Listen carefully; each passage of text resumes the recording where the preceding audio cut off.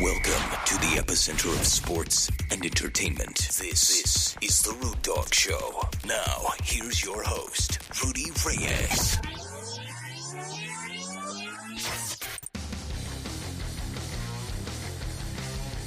Good afternoon, everybody. Of course, you're on the East Coast. You're experiencing what we call the Monday Night Football double header. Yes, Monday Night Football is upon us. Of course, yesterday was a fun-filled day of football. And, of course, I can always go back to Saturday and talk about how exciting that was to see all those matchups. But we're going to keep it a little NFL today and a little nugget as we talk about the NBA and what that means to Mr. Sarver, Robert Sarver of the Phoenix Suns. We'll get into that. We're going to talk about the slap before it's been charged. And when I talk about the slap, maybe the one that was heard around the world as Kyler Murray and company decided to, find a way to win, come back at Allegiant Stadium and beat the Las Vegas Raiders in a very contentious game. I must say, I didn't know that Kyler Murray had it in him. The escapability, yes, that's a new word, and if not, you should look it up. Maybe it's in the dictionary at this point. I don't know. But welcome to the show. I'm Rudy Reyes. I'm your host here on Today's California, Today's Canada, LinkedIn, Facebook, YouTube. You name it, I am connected to it. It's like I have these things running out of my arms and my chest. Of course, they're not visible to the naked eye, but be rest assured that it's certainly there. So thanks for tuning in. Thanks for hanging out with me, at least for the next 30 minutes. Feel free to reach in the bag of tricks, ask your questions, post any comments, thoughts, opinions, anything you might have brewing inside of those brains out there in the metaverse, as it were. But let's dive into this Kyler Murray thing, or let's take our hand out of the cookie jar and let's talk about the slap heard around the world. Kyler Murray waving hands and shaking hands and short of kissing babies on that end of the field when all of a sudden this gentleman out of nowhere decided to slap Kyler Murray. If you watch the video, it's viral. It's on Twitter. It's basically anywhere you can find this video. And it's not as if I didn't expect it. I mean, look, I've been to Raider games. Last Raider game I went to, I had to bring a Raider fan with me so I didn't get mobbed, but good enough to leave that game unscathed and free of injury because the guy was like 6'5", weighed 275. He was just a big guy, very intimidating fellow, but nevertheless remained unscathed going through that entire game. Kyler Murray did not end up unscathed, and Cliff Kingsbury decided to kind of let it loose, calling the perpetrator the alleged slapper. He's a lowlife, and he didn't obviously, say yes or no, or this is the guy or that's the guy. I'm sure he's been pinpointed. The video shows a guy right behind a Cardinals fan raising his hand as soon as Kyler Murray was about to walk by, and it was as if Kyler Murray looked at him dead in the eye and said, "Don't do it, don't do it, don't do it." Well, he did it anyway.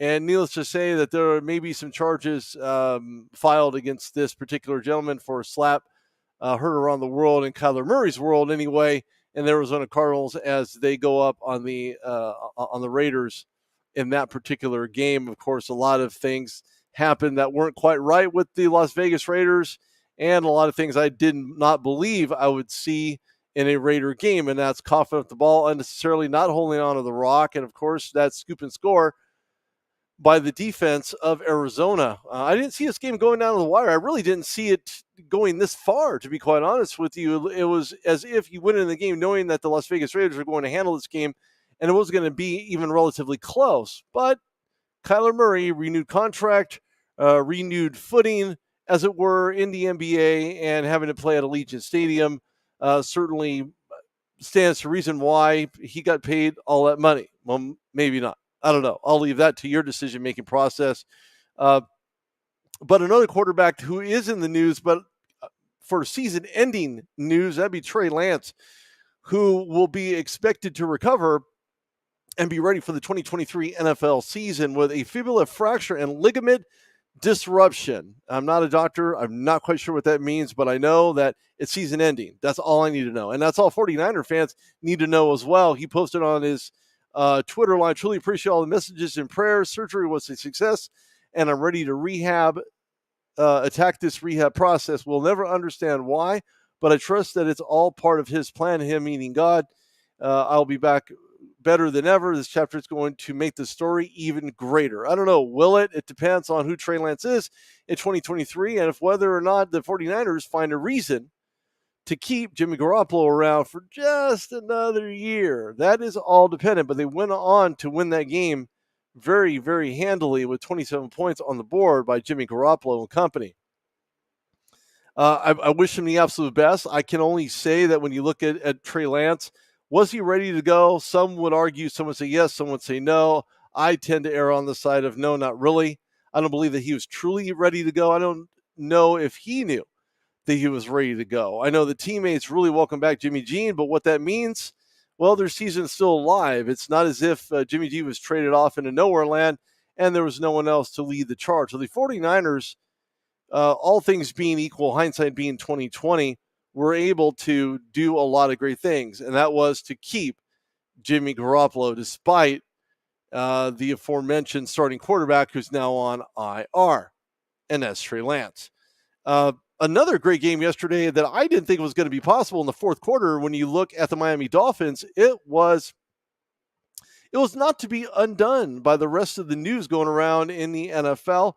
But the Miami Dolphins made a fourth quarter, a halftime comeback, but 21 points in the fourth quarter, which says a lot. And about the resilience, the Mike McDaniels regime is in full display there in Miami. When you have the cheetah there, when you have a running game, when you have things that are established, and those that have yet to be determined, and yet to be heard, and yet to be seen by the Miami Dolphins. But from 2011 to 2022, teams trailing 21 points in the fourth quarter have a record of 0-7. So that tells you a lot about the resilience of this Miami Dolphins team, where they are in the AFC East, who they will be when the dust settles, and everything being equal, especially when we're talking about postseason play. So I do like the Miami comeback. It was a sad day in the AFC North. Every team lost, including the Browns, Bengals, and, of course, over the Ravens. And Steelers clearly lost. Oh, gosh. Don't get me started on that one. But needless to say, Miami, fantastic comeback. I really enjoyed watching the Dolphins do this thing that they're doing. Whatever it is, Mike McDaniels is making it work. And, yeah, I had made fun of the fact that Mike McDaniels looked like the guy helping me at the Apple store. Okay, shame on me. I may have miscounted who McDaniels was, or maybe the guy serving you that hot latte driving through Starbucks. But needless to say, I do like this McDaniels approach. But, of course, the approach to the shower needs to be the same as it is on the field. So good job, Miami Dolphins. Tua Tagovailoa with the game-winning touchdown pass to Jalen Weddle. 14 seconds left on the clock. Largest comeback in franchise history. Again, kudos to the Dolphins. And whether or not that puts Don Shula on the edge of his seat right now in regards to whether or not the Dolphins will go perfect, you're far off that, Don. I think you're safe for now. They erased the 21-point second half deficit en route 42-38 Sunday afternoon. Let's shift over to Dallas. Well, there's no Dak, no problem. When I say no Dak, no problem, Cooper Rush was in control of this game. From the early going, it was a shootout between him and Joe Burrow. And one thing I heard about Jason Garrett is that he was poised. It was a 1 minute, low blood pressure point. We all saw that on Sunday, but then he found a way to get it done. Brett Maher kicked a 50-yard field goal as time expired for the Dallas Cowboys, who went on to beat Cincinnati Bengals 20-17 on Sunday after losing a 2-touchdown halftime lead. Now, interestingly enough, when you look at the Bengals, they were, it was all square off, leading in to the half, 19 plays, 83 yards, fourth quarter throwing a 5-yard touchdown pass to T. Higgins, who recovered from that concussion from week 1 when they faced off against the Steelers. And Tyler Boyd found for the 2-point conversion. Now, interestingly enough, the winning drive by Rush, 12-yard completion to Noah Brown, who had his first career touchdown on an opening drive. But when you look at the defending AFC Championship Bengals, it was a 0-2 season so far with a 17-3 deficit in the opener against Pittsburgh, only to miss two chances to win, a PAT and a short field goal in the overtime loss to Pittsburgh. Rush just basically operated the offense. He's touchdown after touchdown after touchdown. Even though they went first two possessions against the Buccaneers in the first game of the season, and they lost that one. And what's interestingly enough is that the issues that the offensive line had for Cincinnati found their way back and found it in a very ugly, ugly way. When I say that, last year Joe Burrow was sacked 51 times, but more importantly, it just seems to continue to be the case. Was it the offensive line's not doing their job? More than likely. Were they not in sync? Probably. There was a lot of things I did not like from the Bengals offense, allowing too many pressures, allowing too many sacks, and clearly in a game-losing fashion, just not able to protect their franchise quarterback. Oddly enough, when I look at Burrow, as resilient as he was in 2001, those sacks are going to get to him, literally, figuratively, and from a health perspective. They're going to get to him, and eventually he's going to end up getting hurt to a point where he's not going to be able to come back and be that guy under center for Cincinnati. Now, when I look at Burrow converted, that completion to Jamar Chase on after three third down conversions, it almost took up 10 minutes of play. And the Dallas Cowboys just seem to get in their own way when they don't need to. This game was not like that. There was a lot of great things to like from the Dallas Cowboys defense. Micah Parsons, obviously looking at his play on the defensive side of the ball, a guy that you can really rely on. He keeps his balance. He knows where the quarterback is. He closes those running lanes. He's just a guy you really need to look at and dissect his game. It's a fantastic game, sideline to sideline guy. I said that when he was drafted, and it's still true to this day. Cowboys are so fortunate to have made that pick, and it seems to be paying off dividends for them in a very big way. And then we look at the New York Jets. Oddly enough, I look at Cincinnati and I think to myself, man, Cincinnati's lost 10 of his past 11 games against the Jets, and the Jets decided to win a game in September. They haven't won a game ever in September. So again, makes you wonder where the Jets are at right about now. I know, very interesting, right below. Makes you wonder exactly where they're at and where the Jets are in the AFC East, which could be one of the most contentious divisions in all of football. But that depends on what happens tonight in a Monday night twofer, and we'll talk about that in just a minute. But oddly enough, the defending NFC champs, speaking of the Cowboys, the first division opponent visiting the Jets on the 26th. So the Cowboys are on the road facing off against the Jets, who have won 2 in a row. I know, I said that, right? The Giants at 2-0. So they're going to be visiting the Meadowlands in blue, not in green, and another New York team, and that'd be the Giants. On this date, and it's odd because I seen this traveling around on social media, I thought to myself, well, that's pretty unique. 17 years ago, ESPN, ABC combined for a staggering Monday Night Football doubleheader after Hurricane Katrina forced the Saints to play a home game at Giant Stadium because of Hurricane Katrina, where they were raising a telethon in support of relief efforts for that town who had been hit extremely bad. And my hearts go out to all those in South America right now who are dealing without electricity. So Godspeed to them, and I hope that they're a resilient bunch, and hopefully someone will get involved a lot sooner to help in their efforts of restoring power to the region. Monday Night Football is going to see a humdinger. I know, probably not a word you're used to, probably not something you're ever going to get used to, but I like to use it because it's funny and it works. Tonight, Monday Football doubleheader as the Buffalo Bills take on the 0-1 Tennessee Titans. Buffalo also 0-1, so this is going to be for a SmackDown drag-out fight we seen last week as the Minnesota Vikings had taken down the Green Bay Packers in illustrious fashion. But last night, the Green Bay Packers decided to make almost fun of the Chicago Bears by winning at-home openers against the team that they basically own in the AFC, or excuse me, in the NFC North. And Bears fans probably not going to take that very lightly, but, a fact is a fact.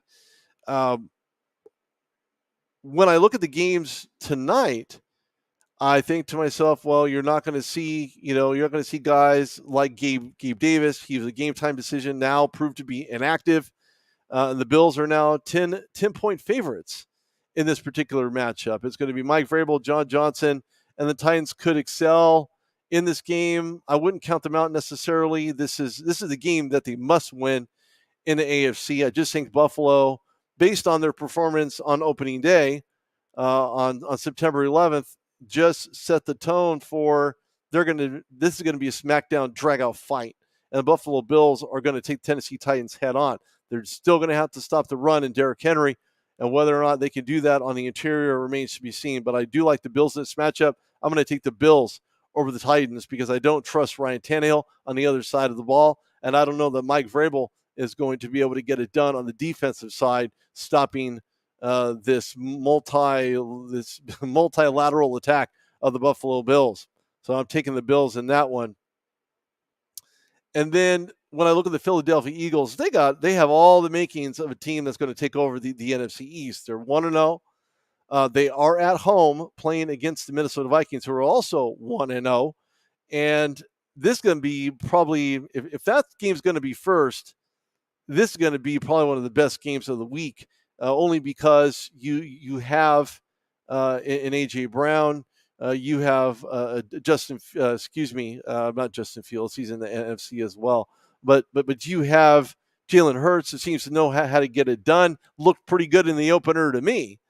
And this is a knockdown, drag-out defense that's just going to set people reeling in this game tonight. And, of course, last but not least, a little nugget for you. No, we're not talking about the Nuggets. We're talking about the NBA and Robert Sarver. And Vice President, minority owner of the Phoenix Suns, Jaheim Najaif, in being the largest stakeholder in the Phoenix Suns organization, stated that there is a zero tolerance for lewd, misogynistic, and racist conduct in any workplace. I don't know that I've seen an NBA team battle with this other than Ronald Sterling, of another unknown or unnamed NBA team who just seems to find a way to stay in the spotlight unnecessarily, unwarrantedly.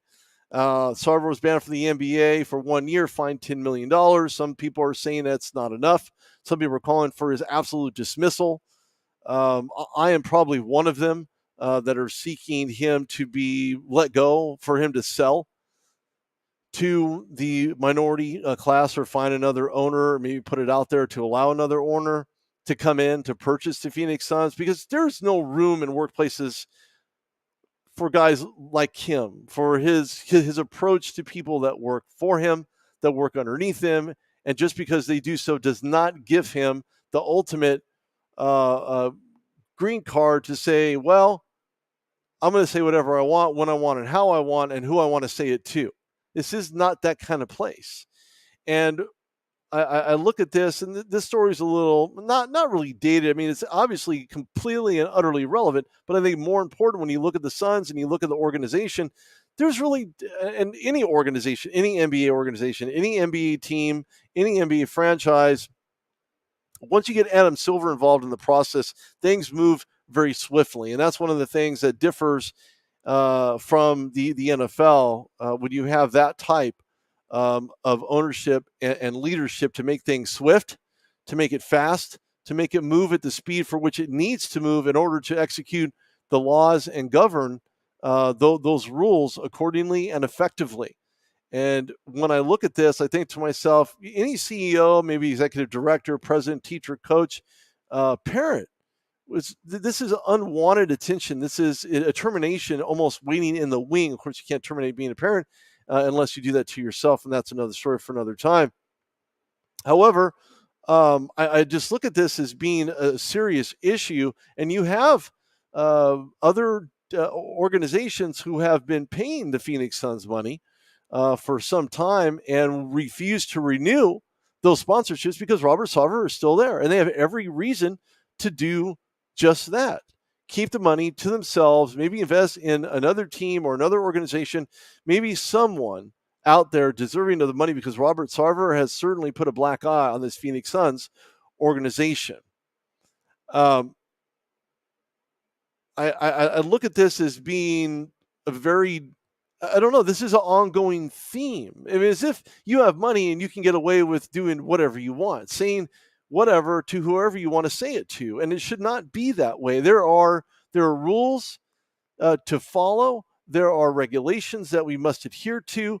There's, in certain workplaces, there's HIPAA. There's all different things that are in place, rules outlining what you can and cannot say. You as an individual should know that as well. It shouldn't take a rule. It shouldn't take a regulation to put you in position in order to say what you need to say, but it's how you say it. And not always in what you say, but it's how it's said.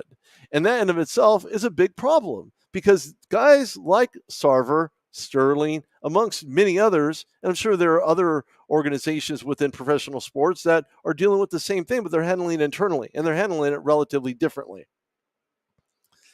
And I can't imagine what this is going to be like for all these people that have been reprimanded, deemed very, I don't know, not worthy of representation, maybe not worthy of being noted for doing the hard work as they have throughout the regular season, especially when you look at the concession workers, when you look at all the cleaners, the women that work in the organization, the men that work in the organization, ones that get contracted in, should not be oppressed in such a way that makes him feel uncomfortable, that makes him feel as if they don't belong there. And this is something that Robert Sarver has done. And of course, the NBA has been a part of this investigation and has made this a point of contention for the Phoenix Suns to say, well, you need to do something and something fast. LeBron James and Chris Paul voiced their disappointment of the punishment of Sarver. Of course, Chris Paul